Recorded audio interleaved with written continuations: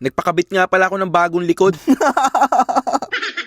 JR nga pala, isang OFW dito sa Taiwan. Kahirap ng trabaho dito sa abroad kainaman na. Dito kasi sa Taiwan guys, meron kaming health card na tinatawag. Kung baga sa Pilipinas mareregular ka lang, magkakaroon ka ng health card. Pero dito sa Taiwan, kami mga OFW, matik yan, meron kaming health card. Pwede namin tong gamitin sa mga iba't ibang klinik katulad nito na pwede ka magpamasaji. Pero guys, dito wala ditong happy ending Kanin. Maraming beses ko na nga ginamit tong health card na to tulad ng pagpapalinis ng ngipin, tulad ng pagpapatanggal ng mga warts. Pagdating nyo nga dito sa clinic na to guys, sabihin nyo lang kung ano yung masakit sa inyo. Sa likod ba, sa hita, sa braso. Tapos ang unang step nga dito ay preheat muna kayo, parang makina lang sa production. Next step, etong acupuncture kung saan matatanggal lahat ng mga takapagmana sa inyo. Sobrang relaxing nga talaga guys ng pakiramdam ko talaga kasi first time ko talaga magpaganito ever since na dumating ako dito sa Taiwan. Hindi pa talaga ako nagpapahilot ng katawan. Kung pwede nga lang talaga bumili ng bagong likod, bumili na talaga ako. Iba kasi talaga yung trabaho dito guys. Wala naman kasi talaga madaling trabaho. Lahat mahirap. Sabi ko nga sa inyo, yung mga nakita nyo sa TikTok ng mga sumasayaw sa mga locker room. Naku po, Diyos ko, huwag kayo mapabudol doon.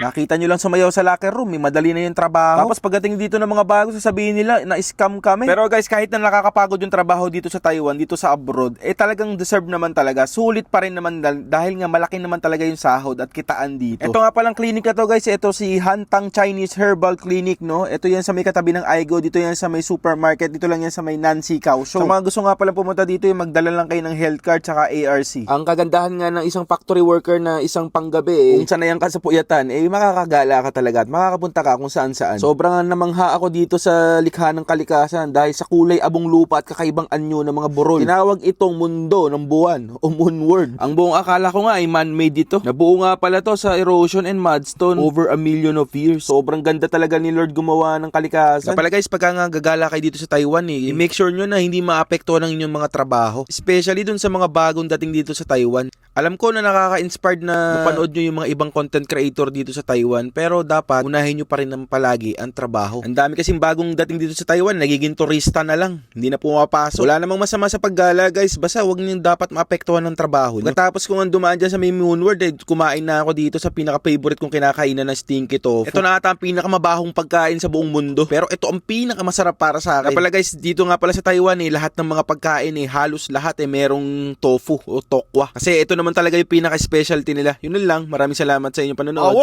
Peace! Kanin!